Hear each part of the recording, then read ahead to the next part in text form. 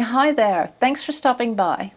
In today's video we're going to take a look at how to make this pretty soutache button which has an interesting rose effect. So let's get started.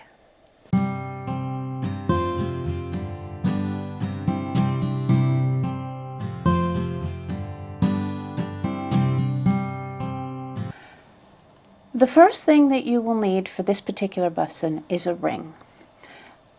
I think that the design works best with a ring that has a rounded profile, not a flat ring.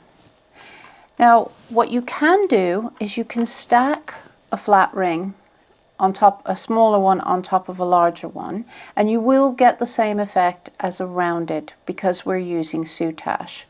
Or you can go with one of our stacker rings, which are plastic ones that are made in this way.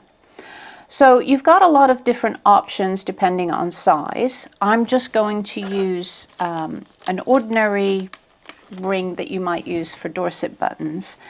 This one is about 1 inch, 25 mil, and is our number 221 on our website.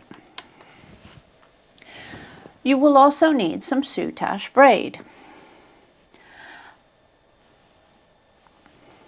You'll need some sewing thread and a fine needle. When you're stitching through soutache, beading needles work really well. They don't tend to pull at the fine threads. So the first thing to do is to secure your soutache to your button mold. Now what I've done, I'm going to leave a little bit of excess at the back. I'm coming down and I'm just going to stitch very close to the ring with a few stitches of thread. You can glue or tape. If you glue, obviously you have to make sure that the glue will stick to your chosen ring, to the material of your ring, and you do need to leave it to dry. The next thing to do is to fill the ring.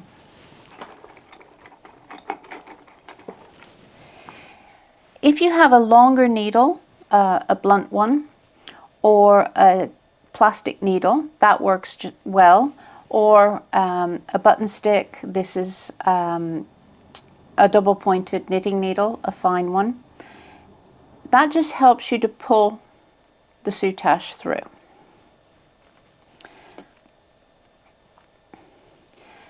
What you're going to do is you're going to wrap, but you're not going to push the wraps up next to each other. You're going to wrap so that there's about a space between for another piece of soutache. Your first ones will move about, so you need to try to hold them into place, which of course doesn't help for filming. And when you're wrapping, if you pull the soutache straight down, it will help to keep it more even along the edge as opposed to twisting it.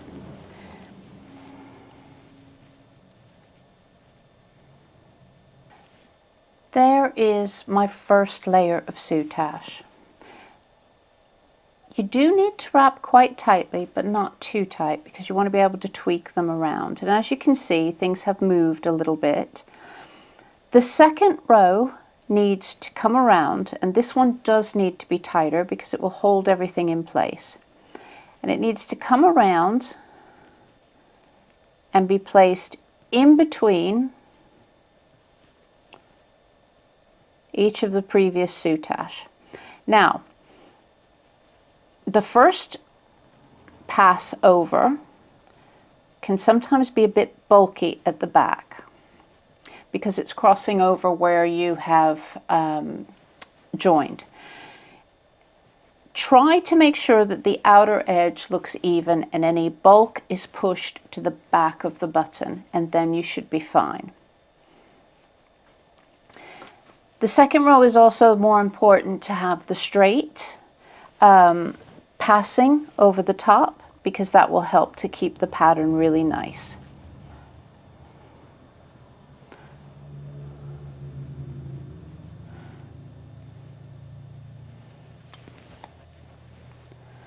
So you can move the bottom layer as you require so that you can get one pass of the soutache in between each. And then full circle, and at the back you want to stitch this to the wraps at the back. That is now stitched into place, and I've left a little bit of tail of the soutache. So we can set this aside while we work the filling.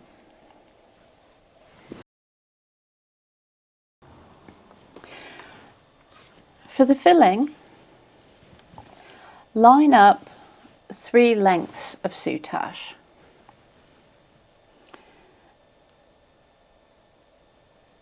Stitch them together so that they're like on top of each other, so that they're a flat piece, not spread out.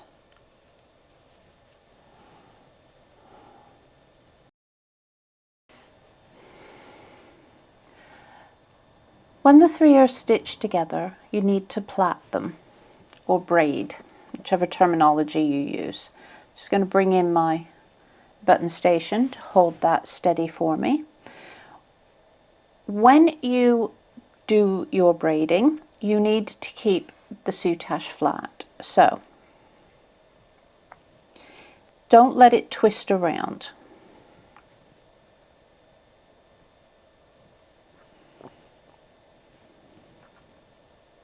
It's just a simple 3-strand plait like most of us know how to do.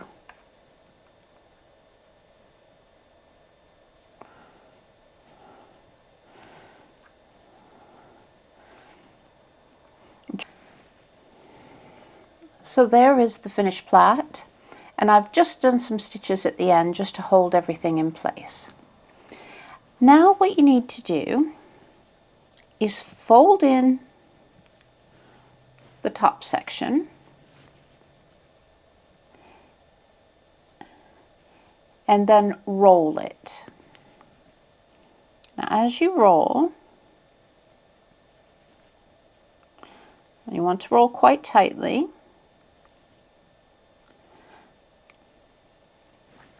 you'll see it gives a nice rose effect.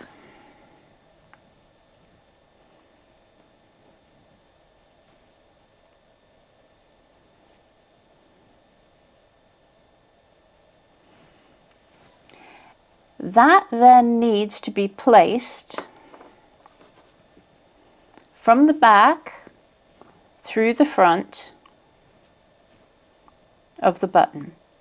So depending on how much you've wrapped the edges will depend on how much you roll, if that makes sense.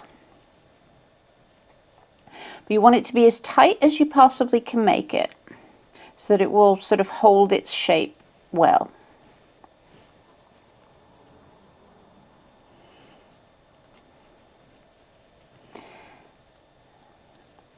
And when you're putting it into the space, also put it in as tight as you possibly can.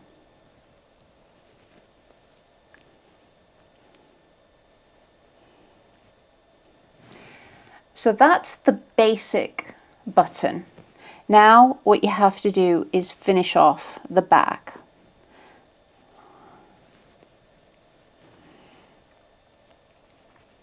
Because we are not fitting this into specialist molds that are made for this type of button, when you find them made, you know, you find the antique ones, we need to make sure that this is properly secured.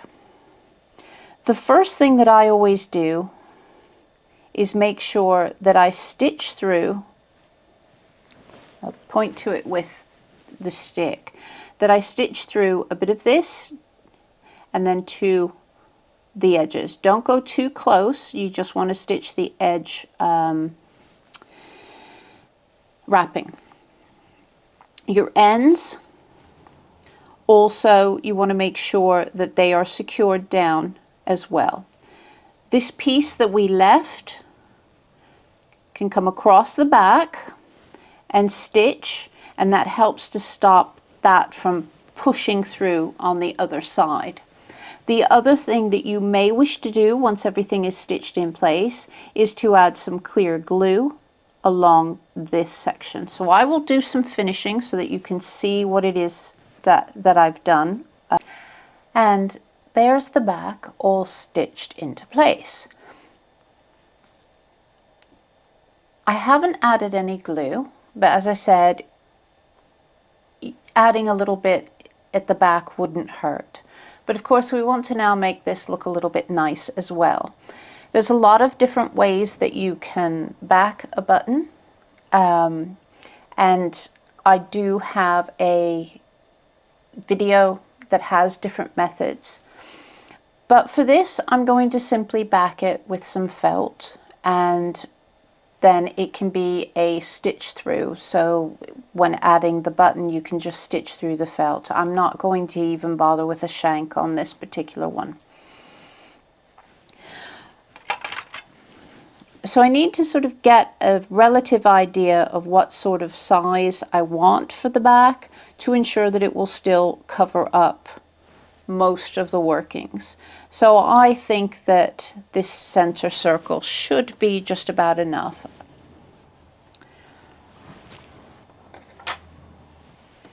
Just double check that. Yeah, I'm very happy with that. And again, I could just glue it if I wanted to, but I do feel that a much more professional finish happens when you actually stitch it into place.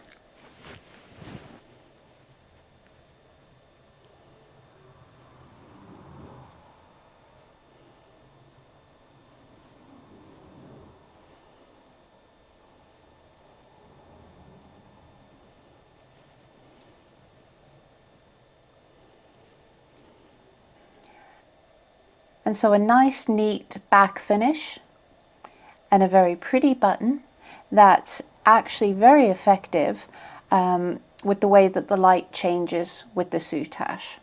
You could of course change the colors and work the center, for instance, in a different color. You could even plait different colors with the center that will give a different effect. And you can do your 2 layers, if you're very careful, you can do your 2 layers in different colors so that you get an interesting effect. But I think the nice thing about Soutache is that it does reflect the light so well that it looks quite beautiful in a single color.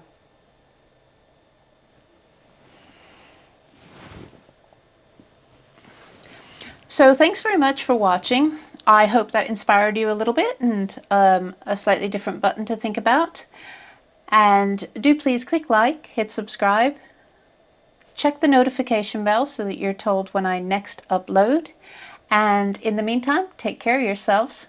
Bye bye for now.